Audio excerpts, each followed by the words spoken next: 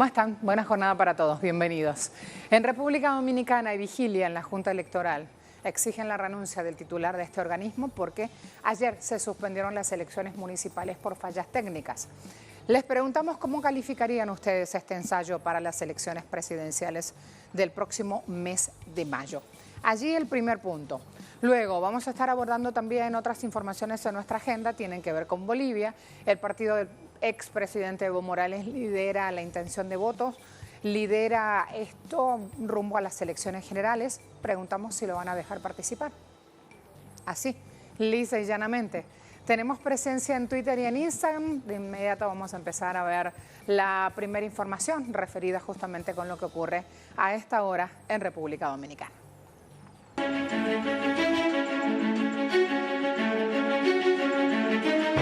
Este reciente domingo fueron suspendidas las elecciones municipales en República Dominicana por problemas con el voto automatizado. El presidente de la Junta Central Electoral, Julio César Castaños, precisó que se presentaron inconvenientes porque algunas boletas electorales no se cargaron en los sitios donde se usaría el voto electrónico. Ante la situación, el órgano comicial iniciará una investigación para determinar las causas de esta falla. Sin embargo, organizaciones políticas y movimientos sociales exigieron la renuncia de la Junta Electoral.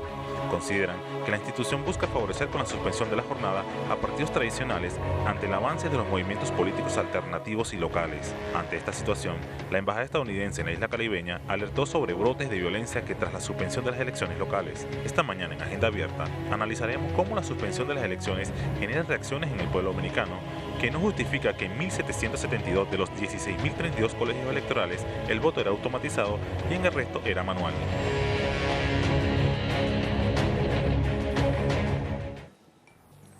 Fíjense lo que dice Diario Extra. Suspenden elecciones por falla informática en Dominicana. El presidente dijo, el presidente de ese órgano electoral, la verdad es que no tenemos una unanimidad de criterio, pero la Junta Central Electoral ha decidido suspender elecciones a nivel general. Apuntó a que en la pantalla de las máquinas de votación no aparecía la totalidad de los candidatos en más o menos la mitad. ¿Qué quiere decir? Esto es un voto electrónico, hay una pantalla donde usted elige sobre el rostro y el listado. Le faltaba más o menos la mitad de los candidatos. La cuestión es que este problema al instalar las mesas ya se había dado, no se solventó y tuvieron que suspender esta tarea o este ejercicio electoral. El voto automatizado se había programado en 18 municipios que concentran el 62% de los electores, el resto mantenía el sufragio de manera manual, como lo han venido haciendo hasta ahora. El ciudadano exigen la renuncia de la Junta Electoral en Dominicana.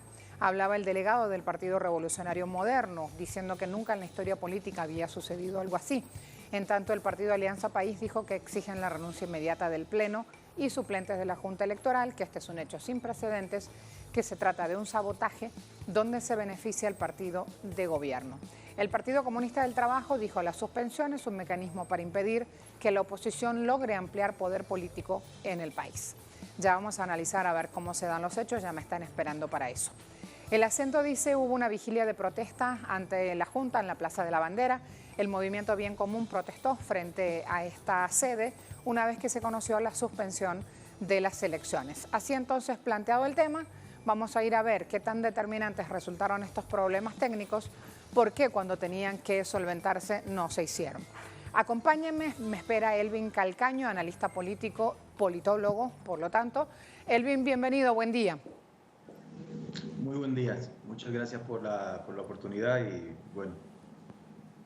Gracias a ti por atendernos. ¿Estamos hablando de un problema político o un problema técnico, de acuerdo a los primeros indicios que surgieron ayer?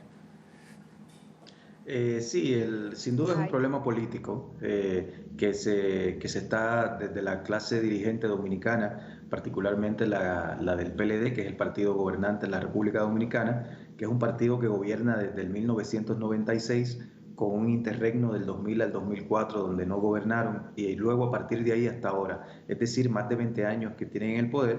Es un partido-estado en la República Dominicana. Y entonces, sin lugar a dudas, este problema que ha ocurrido con la Junta Central Electoral el día de ayer está directamente vinculado a este partido, de tal forma que es un problema político, no un problema técnico, si bien de esa manera lo quiere presentar este partido.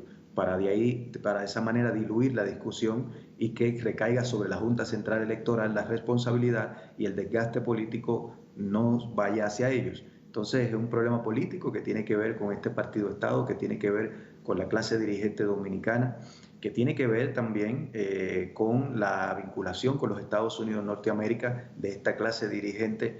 Entonces es un problema político estructural de la República Dominicana, no es un problema técnico, sin ninguna duda. La acción de Estados Unidos dejando su impronta en esos dirigentes. Perdón, no escuché. Digo, hablemos un poco más de eso. Cuéntanos más. ¿Por qué nos hablas de Estados Unidos manejando justamente esa clase de dirigentes políticos?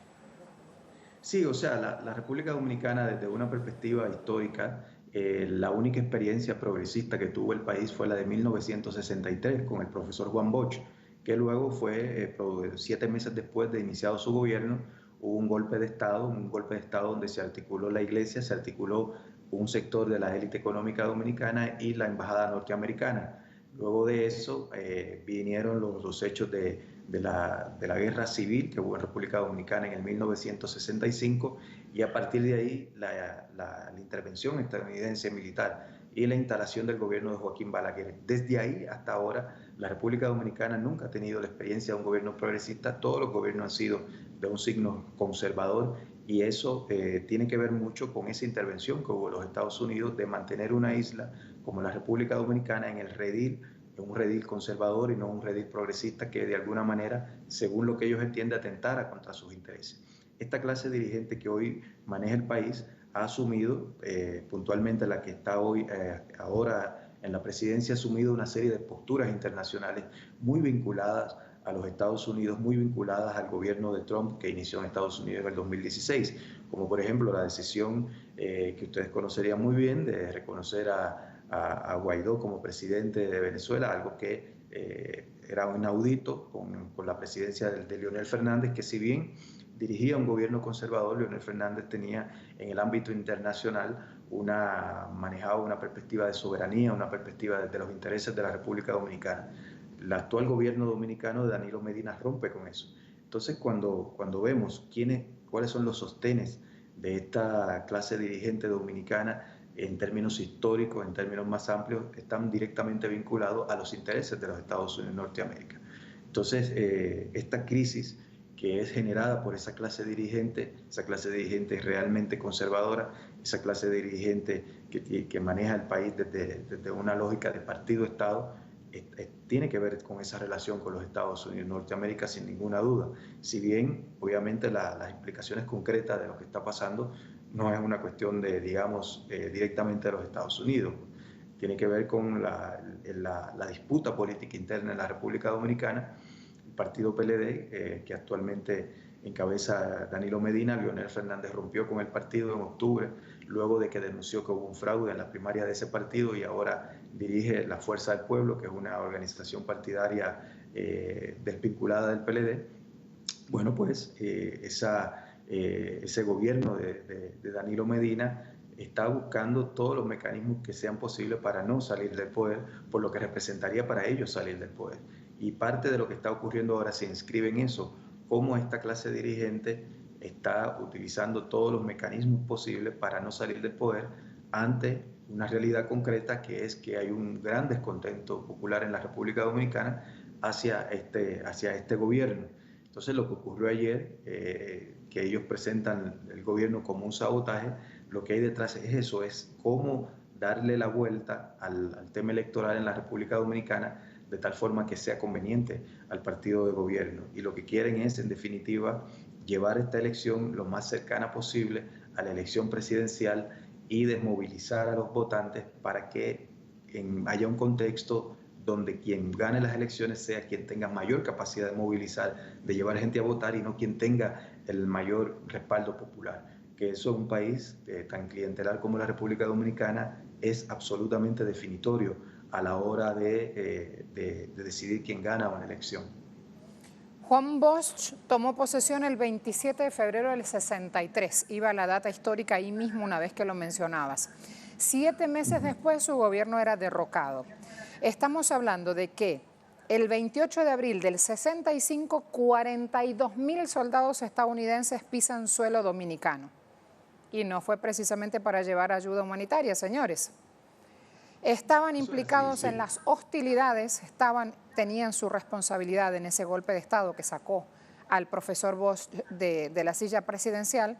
Esto fue rechazado por todos los demócratas del mundo, todos hablaron sobre esto, nada se pudo hacer. Quien refrendó, estoy hablando año 65, quien refrendó ese golpe fue la propia OEA, la Organización de los Estados Americanos, que desde que nació como institución viene haciendo esa tareita. Estamos hablando ahora de que se vienen elecciones generales y ya tenemos esta situación en el panorama político dominicano. ¿Cómo ves entonces las elecciones de mayo, una vez que en las propias municipales, mes de febrero, se da esta situación? No nos favorecen los votos, entonces desenchufamos todo. Eso es lo que pasó ayer, según dicen los propios dominicanos. Sí, el partido de gobernante de la República Dominicana, como decía, va a hacer y está haciendo todo lo posible para no perder las elecciones, para no salir del poder. Salir del poder para esta clase de dirigentes representaría una amenaza tremenda, porque es una clase de dirigentes que ha venido desde los últimos 20 y pico de años, y particularmente la que está alrededor del presidente Danilo Medina, los últimos 7, 8 años, llevando a cabo una gran cantidad de actos de corrupción, utilizando el Estado como un mecanismo de enriquecimiento, y esta clase de dirigentes tiene mucho miedo de verse fuera de la cobertura del poder, donde pueden ser sometidos penalmente, donde pueden ser llevados hasta los tribunales. Y eso representaría la cárcel para muchos de ellos, representaría perder riqueza, representaría perder toda capacidad de volver a ser una opción política en la República Dominicana. Entonces, sin ninguna duda, esta clase dirigente, que también hay que verla desde la perspectiva de la visión de Estado que tienen, una visión de Estado patrimonial, una visión de Estado muy autoritario. Esta gente ve en el Estado como si fuera casi una propiedad, y desde la visión que ellos tienen no se conciben a sí mismos fuera de ahí del poder. Y lo que están haciendo tiene 3 claves, a mí me parece. O sea, una de las claves es tener la elección municipal. Ayer iban a haber elecciones municipales para elegir autoridades municipales, acercarlas o llevarlas junto con la elección presidencial.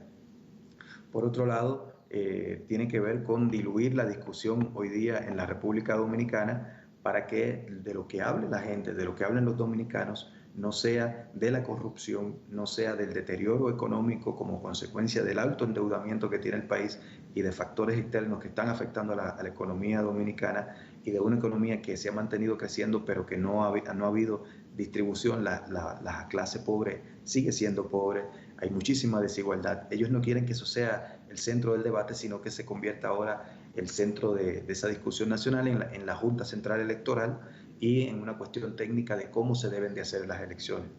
La otra clave tiene que ver con la cuestión de la movilización, es decir, desmovilizar la oposición dominicana, que hoy día es mayoritaria en el país en términos de respaldo popular, vive, y su fuerza descansa en la capacidad de que la gente se mantenga entusiasmada y vaya y vote. El partido gobernante hoy día en la República Dominicana lo que quiere es desmovilizar eso, que no haya una alta participación electoral, y que el factor de quien tenga la mayor estructura, la mayor capacidad clientelar de llevar a la gente a votar, sea lo que determine las elecciones, y no el entusiasmo de toda esa clase media descontenta, de parte de los sectores populares descontentos que están detrás de la oposición dominicana, y que ayer había unos importantes indicios de que podían tener una muy buena elección. Entonces son esas 3 claves: desmovilizar a la gente, colocar la discusión no en las cuestiones de corrupción, no en la cuestión de económicas y de desigualdad, sino en algo técnico de la Junta, y ese tema de que las elecciones municipales estén cerca o vayan juntas a la elección presidencial, que eso le puede dar una mayor fuerza también al partido gobernante desde toda la capacidad clientelar y estructural que tiene para movilizar el voto. Entonces, por ahí van las claves de lo que está pasando hoy en la República Dominicana, y es donde el partido gobernante está poniendo toda su fuerza para poder mantenerse en el poder luego de mayo, cuando tenga lugar la elección presidencial. Sabes que Leonel Fernández ha dicho que esto es una trama criminal y sí hay diarios de la región que están replicando justamente esa declaración. ¿Qué más hace falta que se conozca en la prensa? Sí, es un atentado a la democracia, es un atentado a la voluntad popular de los dominicanos, es una clase de dirigentes que está jugando con la esperanza del pueblo dominicano. La mayoría del pueblo dominicano quiere un cambio en el país. Quiere un cambio frente a esta clase de dirigentes profundamente corrupta, frente a esta clase de dirigentes que maneja el Estado desde una concepción incluso ya caduca, anacrónica, de ver el Estado como un asunto patrimonial, y no tienen la mayoría. Entonces están buscando, como decía, mecanismos, todo tipo de ardides para desviar esa voluntad popular y que lo que determine las elecciones sea ellos, en tanto su capacidad de movilización, en tanto su capacidad clientelar de llevar la gente a votar. Entonces es eso, sin ninguna duda, coincido con Leonel Fernández en ese sentido, con el expresidente. Es un atentado y, ojo, la prensa internacional o parte de ella habría que ver cómo hubiesen proyectado esta noticia si esto hubiese ocurrido en otro de nuestros países, particularmente en los países más a la izquierda de nuestra región. Hubiese sido muy diferente, la propia OEA se hubiese pronunciado de manera diferente, lo hubiesen tratado precisamente como una cuestión política y lo están tratando una buena parte de esa prensa, o bien no lo mencionan mucho, o bien lo presentan como una cuestión técnica que debe corregirse, cuando no es una cuestión técnica, es una cuestión política. Lo que pasó ayer en la República Dominicana, detrás de eso hay una voluntad de poder de no salir de la presidencia, de no salir del poder por parte de una clase dirigente. Entonces también ahí hay una clave en sentido latinoamericano de cómo se hubiese tratado esta noticia si hubiese ocurrido en otro de nuestros países. Y ahí vemos cómo les reditúa a estos gobiernos su alineamiento con la presidencia de Donald Trump, les reditúa en este tipo de situaciones que llevan a cabo estas prácticas y tienen un trato diferente a como hubiese ocurrido en otro de nuestros países. Ya vimos lo que ocurrió en Bolivia, que todavía no era oficial el análisis que se había hecho sobre las elecciones en noviembre, y ya se empezó a hablar sin saber lo que había ocurrido exactamente, ya se estaba proyectando como fraude, y a partir de esa narrativa de fraude se justificó un golpe de Estado.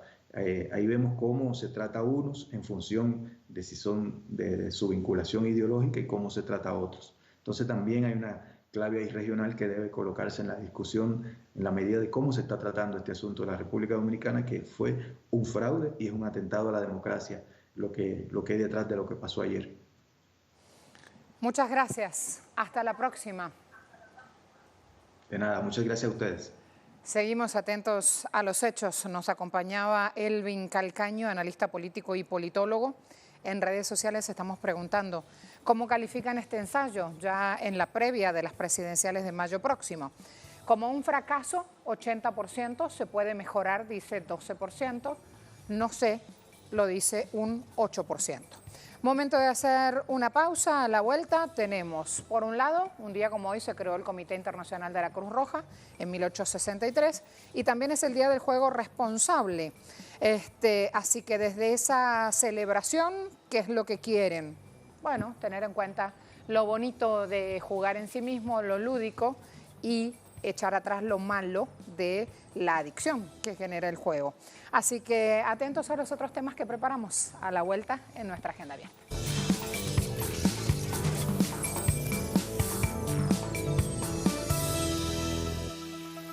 Vamos a mostrar ahora también lo que está ocurriendo en Bolivia. Filonews muestra este titular. Tras su viaje a la isla de Cuba, Evo Morales regresa a la Argentina. Evo Morales dijo: quiero decirles que me siento muy bien de salud, todavía sigo en Cuba, pero hoy es mi viaje de retorno hacia República Argentina. En ese marco confirmó que tras su vuelta todo estará al día en una reunión de planificación que se hará rumbo a las elecciones generales del 3 de mayo. Vienen los 9 dirigentes departamentales, los nacionales del Movimiento al Socialismo y otros dirigentes, anticipaba el exmandatario boliviano. El Deber, dice TCE, habilita 5.299 recintos electorales para las elecciones del 3 de mayo. En cumplimiento de la actividad de ese calendario electoral, ya se publicaron los mapas con toda la información, los asientos electorales, cómo va a ser el despliegue. 5.134 recintos, 3.534 asientos electorales, 63 circunscripciones en todo el territorio nacional. Y además hay otro portal también para ir mostrándoles información, un tuit en este caso, lo pone un colega, Juan Manuel Carr, que se pregunta qué pasa con el voto rural. El MAS está en 45% y le sacaría más del 30% de diferencia a Áñez, de acuerdo con una encuesta que se hizo en ese segmento etario. Va a ser vital la observación internacional, dice el colega, verdaderamente independiente esa observación, el próximo 3 de mayo. Así se van preparando entonces todos los escenarios rumbo a esta decisión que va a comunicar hoy el Tribunal Electoral. Va a decir quiénes participan, quiénes tienen todos sus recaudos completamente listos, y por eso es tan importante ver qué es lo que van a decir ahora acerca del Movimiento al Socialismo, el partido de Evo Morales. Me esperan. Freddy, bienvenido desde La Paz. Buenos días.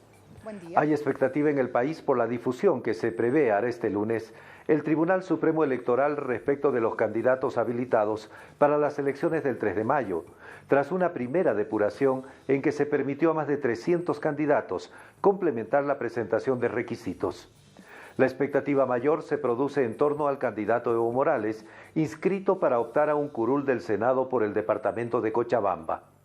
Morales fue uno de los más de 300 observados por el Tribunal Electoral y debió complementar sus documentos en el marco de una sostenida campaña contra su postulación como candidato a senador, impulsada por los sectores conservadores que patrocinaron y ejecutaron el golpe de Estado del pasado 10 de noviembre. Los comités cívicos de Santa Cruz y La Paz se han declarado en emergencia y amenazan con huelga para presionar al Tribunal Electoral la inhabilitación de Morales. Lo mismo ocurre con la Central Obrera de Chuquisaca, en tanto que prácticamente los 7 candidatos que representan a la derecha golpista en las próximas elecciones anunciaron que tramitan ante el Tribunal Electoral la inhabilitación de Morales. La propia Conferencia Episcopal, mediante su presidente, se sumó a esa campaña, consecuente con la participación de la jerarquía de la Iglesia Católica en el golpe de Estado. Los representantes del Movimiento al Socialismo, el partido liderado por Evo Morales y que desde hace 14 años se constituye en el movimiento político más numeroso e importante de este país, han señalado que fueron presentados todos los documentos requeridos por el Tribunal Electoral para la habilitación de candidatos. Y por ello, confían en que su candidato, Evo Morales, será habilitado. El Tribunal Electoral no ha dado una hora de referencia para hacer conocer la nueva lista de candidatos habilitados. Muchas gracias. Me espera Juan Carlos Pinto, analista político y experto en temas electorales. Juan, bienvenido, buen día. Hola, buen día. Saludos desde Bolivia. Muchas gracias. Veía cuánta información política hay, el MAS mostrando las últimas encuestas, pero también el resto de las organizaciones. Veo que hay clima ya esperando esta resolución electoral hoy. ¿Cómo ves el país?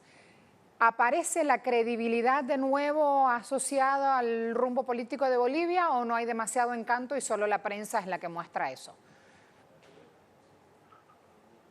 Pues ya lo ha dicho el candidato Luis Arce, no existe el clima electoral, las libertades suficientes, adecuadas para un proceso electoral. Seguimos bajo un proceso de persecución, detenciones, amenazas en ese sentido, e incluso este último caso, que es el tema de la posible inhabilitación de Morales cuando se cumplen todos los requisitos, aún más el intento también de inhabilitar al propio candidato Luis Arce. Son parte de estas medidas atemorizantes sobre el movimiento al socialismo, por cuanto este sector asociado de las 6 organizaciones está consciente, incluso antes de la encuesta que se ha realizado el día de ayer, o se ha dado a conocer, de que ellos llevan una desventaja descomunal respecto al apoyo popular que tiene el MAS y PSP. Y eso no solo los cuestiona en cuanto el proceso mismo del golpe que hemos vivido en Bolivia, sino incluso su credibilidad política, en tanto han pretendido mostrar un proyecto alternativo y mostrarse como demócratas, en un proceso que ha atropellado todos los derechos de los ciudadanos y de las organizaciones políticas, en este caso del MAS y PCP. Entonces, el clima es cada vez más tenso, sin duda. Se está entrando a un juego electoral, pero en condiciones bastante desfavorables, sobre todo para esta mayoría que ya ha mostrado que tiene más del 30% de apoyo inicialmente, frente a prácticamente la mitad que tienen los restantes seguidores. O sea, Juan, que no es un tema de quién tiene los votos, quién está arriba en las encuestas, quién tiene mayor intención de voto, sino finalmente quién tiene en sus manos para seguir horadando la democracia el apoyo de Estados Unidos. Totalmente, está en ese sentido, porque finalmente ejército, policía y pititas en las calles de Bolivia, frente a cualquier reacción democrática de esta mayoría, nos está mostrando claramente cuál es su intención. Estamos en una perspectiva de golpe de Estado continuado, lo podríamos llamar, porque incluso ellos amenazan abiertamente de que incluso si ganan más, ellos no estarían dispuestos a ceder el gobierno. En esa perspectiva, ¿cuáles son las reglas democráticas? Las reglas para ellos son simplemente ganar, arrasar y legitimar el golpe de Estado, y en esa perspectiva están insistiendo hoy bajo este clima de persecución y de miedo frente a una mayoría cada vez más fuerte, en algunos casos muy silenciosa, porque este pueblo que también ha dado muertos, que también ha dado heridos y detenidos, tiene también una mayoría silenciosa que está respondiendo, va a responder a través del voto popular para respaldar lo que ellos creen que son sus derechos fundamentales. Hablemos más de esas alianzas políticas buscando recuperar democracia en el país. Por favor, Juan. Bueno, está de más ver que las 6 alianzas que se han unido o que están en competencia, en aparente digresión, en aparente discusión sobre quién lleva el liderazgo de la oposición. De alguna manera, en la reunión que se ha realizado en Santa Cruz hace pocos días, nos han mostrado precisamente el hecho de que lo que quieren ellos es repartirse la torta, una torta que está, digamos, en el Estado plurinacional, y que nos han dado muestras recientes al repartirse y a fugarse el principal gerente de Entel con un botín inmenso hacia Estados Unidos. Esta mañana también hablaba Manfred Reyes Villa de Cochabamba, ex gobernador y ex prefecto, pero también con más de 6 procesos en marcha que han sido limpiados mágicamente por la justicia boliviana hoy bajo el manto dictatorial, y en ese sentido él estaba expresando el clima de venganza con el que están volviendo esta gente en relación a estos 14 años que los ha tenido al margen y que ha sido de favorecimiento de la mayoría y de potenciamiento político de estas posibilidades. Hoy esta mirada de esos 6 frentes es justamente de venganza, de reivindicación de su interés de clase, particularmente de la clase media, frente al ascenso social de esta mayoría, a la mejora de las condiciones de vida de la gente, y eso es lo que pretenden reivindicar. No tienen un proyecto político más que les dicte el imperio en este sentido, y frente a un proyecto popular que está en marcha desde hace 14 años. Hablamos de que tampoco los números exitosos de un programa de gobierno con resultados que no tienen que ver solo cuánto subieron las utilidades, sino cuánto subió el bienestar de su gente, esos resultados no están siendo visibilizados en la información que se da de la situación electoral en Bolivia, Juan. Y llama la atención porque uno dice, pero qué tan rápido se olvidaron si son 14 años con resultados aclamados inclusive por organismos internacionales hegemónicos. Pregunto ahora, ¿qué claves entonces va a tener en cuenta el ciudadano a la hora de votar? Si tiene una situación política que es de público conocimiento con un golpismo sentado en la silla de toma de decisiones. si tiene además una justicia actuando en sintonía con ese poder ejecutivo, supuestamente destapando hechos de corrupción que cuando van a chequearlo o aparezca una sentencia final, recién es cuando se van a ver las evidencias. Ayer Evo Morales decía, tienen fondos para hacer, y hablaba de 4 o 5 procesos de levantamiento de infraestructura. Me pregunto entonces, en toda esta maraña de información, ¿qué será lo que mirará el votante boliviano a la hora de ejercer su derecho en urnas?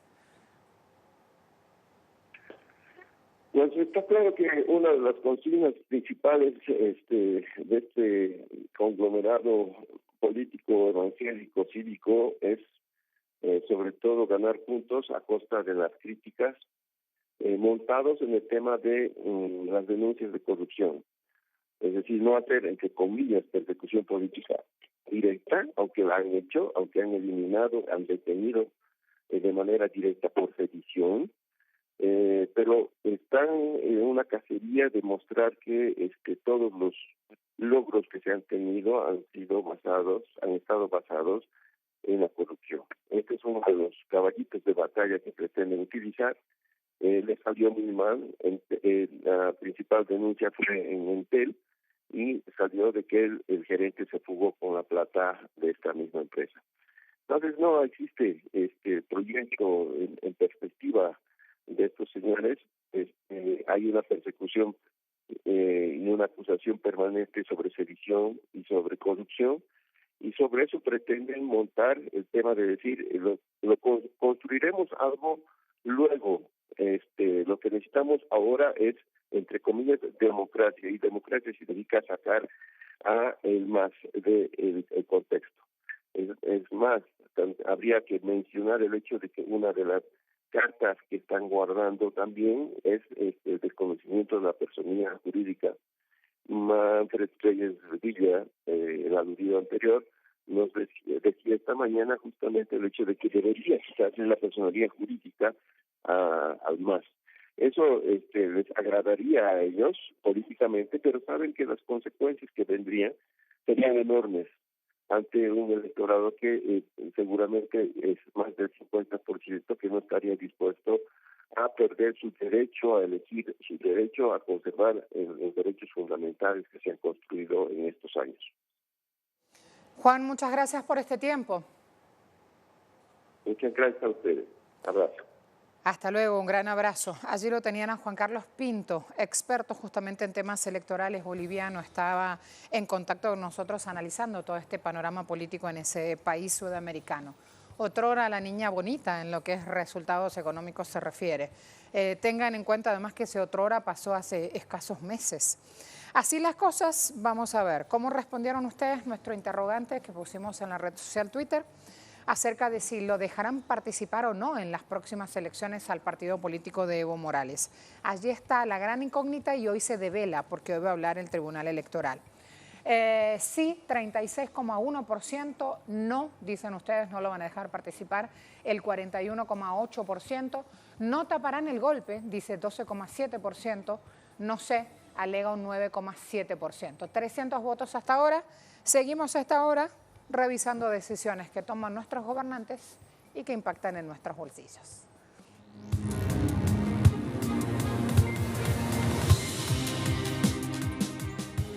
En medio de una propuesta de reestructuración de deuda que impuso la Junta de Control Fiscal, en Puerto Rico está avanzando una investigación. Están buscando información documentada, se llama evidencia en términos jurídicos, acerca de un millonario fraude cibernético hecho a compañías del Estado. Un delito que habría causado el desvío de 2,6 millones de dólares de la compañía de fomento industrial a una cuenta fraudulenta que el FBI logró congelar. El presidente de Seguridad Pública de la Cámara de Diputados dijo también que estarían implicados la administración de los sistemas de retiro del gobierno. Medios locales indican que la compañía de turismo también está afectada con ataques cibernéticos. En diciembre pasado se enviaron o se habrían enviado, tiempo potencial porque es lo que investiga la justicia, se habrían enviado $1,5 millones a una cuenta fraudulenta. De todas maneras, Agregó otro dato, son millones de dólares de otras agencias del gobierno de Puerto Rico destinados al pago de pensiones que también habrían terminado en cuentas creadas por piratas cibernéticos. Un verdadero escándalo, lo están investigando. Vamos a hablar además de Perú. Perú, año 2019, tenía una actividad económica al alza dentro de las estimaciones que había hecho el gobierno. Pero si bien tuvo buen resultado económico en 2019, es el más bajo en los últimos 10 años. La última baja importante la habían tenido en 2009, cuando el país solo creció 1%, consecuencia de la crisis internacional. ¿Se acuerdan que en el 2008 se desplomó todo? El desempeño débil está influenciado por la caída en la producción de pesca, manufactura, minería e hidrocarburos. Pesca tuvo una disminución de producción de 25,87%, manufactura 1,68%, minería e hidrocarburos mucho menos, 0,05%. Así entonces vamos viendo cómo en distintos sectores también hubo otro tipo de indicador ascendente en el caso del consumo interno de cemento, y el agropecuario subió 3,17%. También vamos a hablar de este coronavirus y su impacto económico. Aerolíneas del mundo suspendieron vuelos desde y hacia China, una situación que afecta obviamente el bolsillo no solamente de esas empresas, sino de todo el circuito económico. Organización de Aviación Civil Internacional ha dicho en un comunicado que las aerolíneas podrían enfrentarse a pérdidas entre 4.000 y 5.000 millones de dólares primer trimestre 2020. Pronosticó también que 70 aerolíneas tienen interrumpidas sus conexiones de vuelos con China y que estos números podrían ser entonces mucho más robustos. 50 bajaron operaciones. Sabemos que en China ya hay más de 1.700 muertos confirmados y también miles de casos de enfermos contaminados. Hoy temprano en titulares actualizábamos esta cifra. Nos preparamos a una pausa. Siga acompañándonos que hay más para compartir.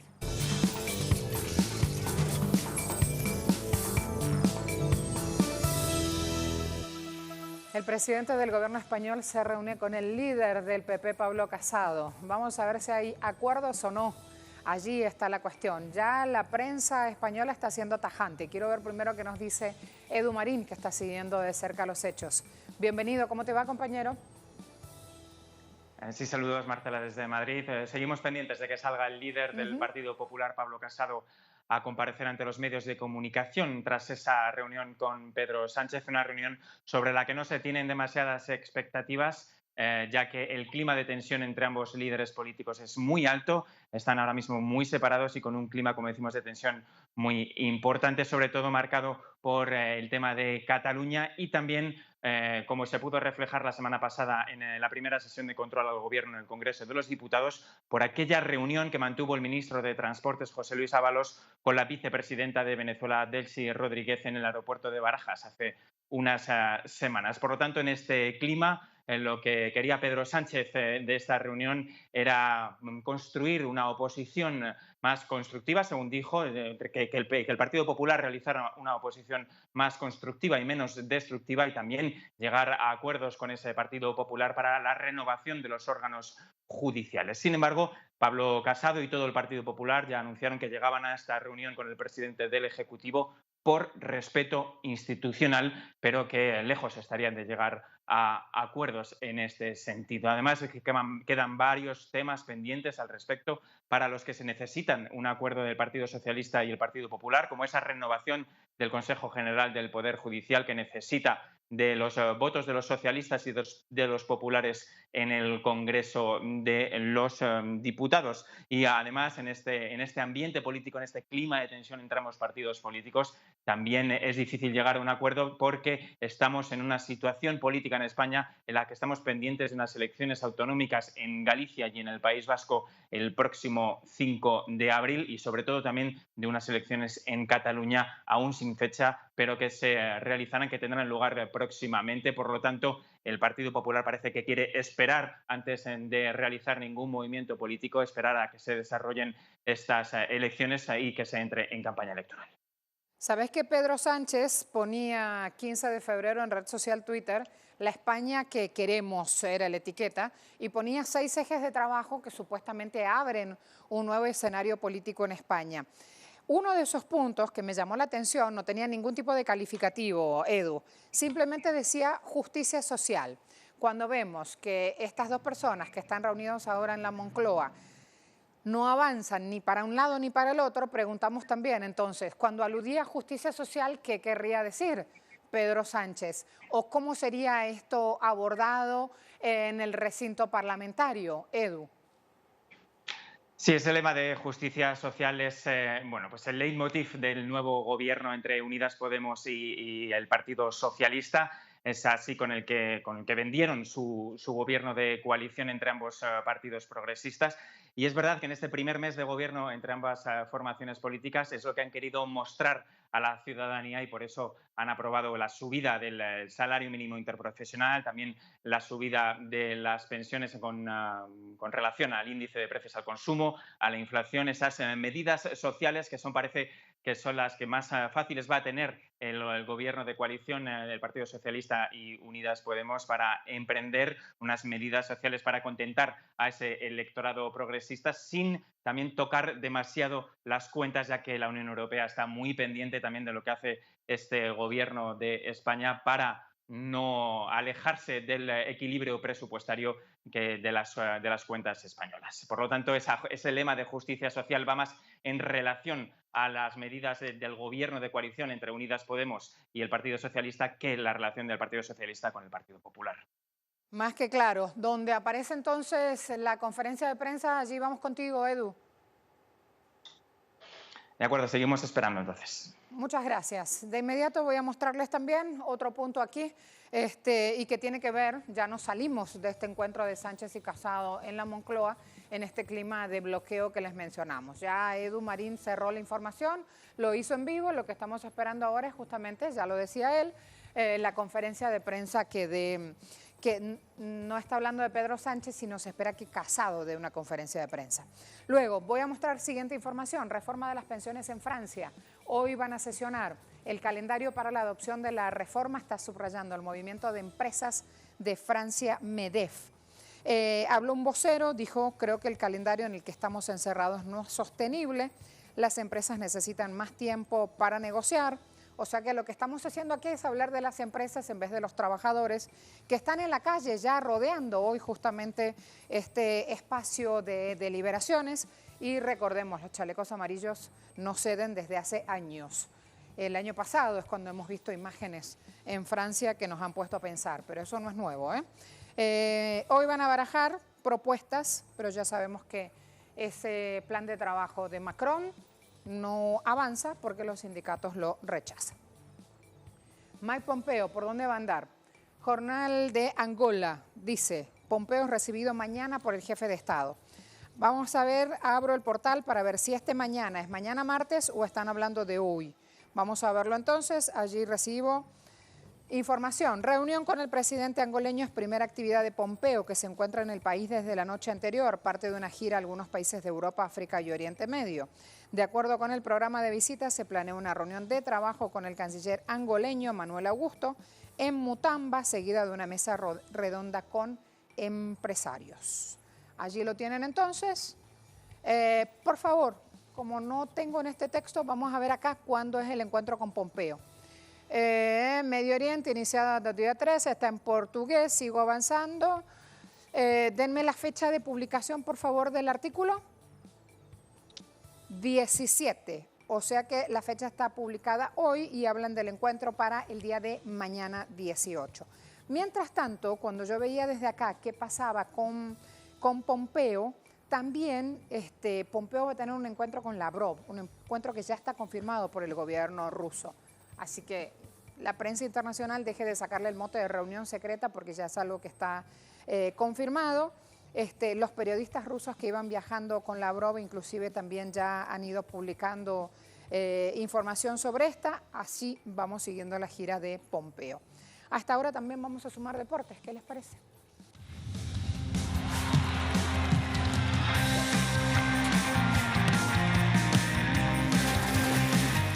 Venezuela es muy conocida su tarea, su labor, sus resultados deportivos. El karateca Antonio Díaz se llevó presea de plata en la Premier League de Dubái, segunda del año. Ya había ganado la de bronce en la Serie Santiago.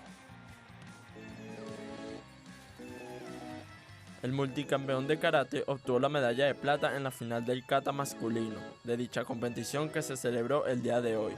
Tras esta participación, Díaz aseguró su boleto en los Juegos Olímpicos de Tokio 2020, que se oficializa el próximo 6 de abril.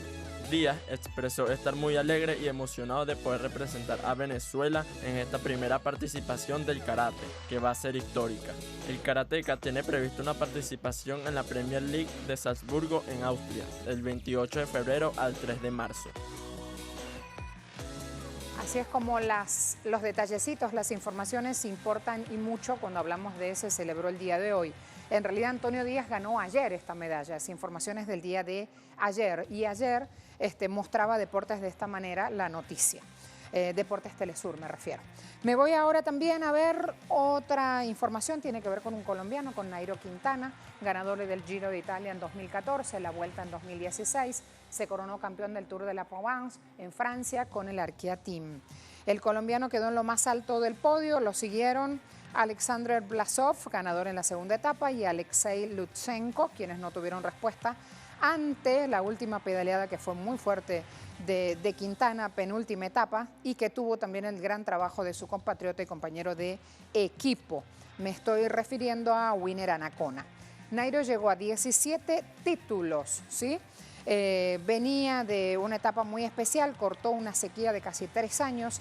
La última vez que había salido campeón en una competencia era en marzo de 2017 en la Tirreno Adriático, un gran debut entonces para el colombiano con este nuevo equipo que tiene un objetivo final de trabajo y es un punto muy ansiado para los ciclistas y es el Tour de Francia. Liga Española, vamos a ver, un partido sin goles, pero con repartición de puntos que no le sirve mucho ni al Leganés ni al Real Betis. Pensé que íbamos a hablar, cuando hablábamos de fútbol español, del Barça que jugó ayer. El Leganés recibió al Real Betis, puesto de descenso, penúltimo, está en la tabla con 19 puntos. Una victoria que era un respiro de tranquilidad y un Betis que también tenía que hacer los deberes y eso era ganar. El marcador final fue 0-0, poco les sirve a ambos porque un empate a estas alturas del torneo es como una derrota. El Leganés tenía urgencia de ganar, más cuando está ahí a punto de bajar a segunda. Betis en cada jornada tiene que sumar 3 puntos para soñar y seguir buscando esa plaza europea. A todos muchas gracias por acompañarnos. Será hasta luego.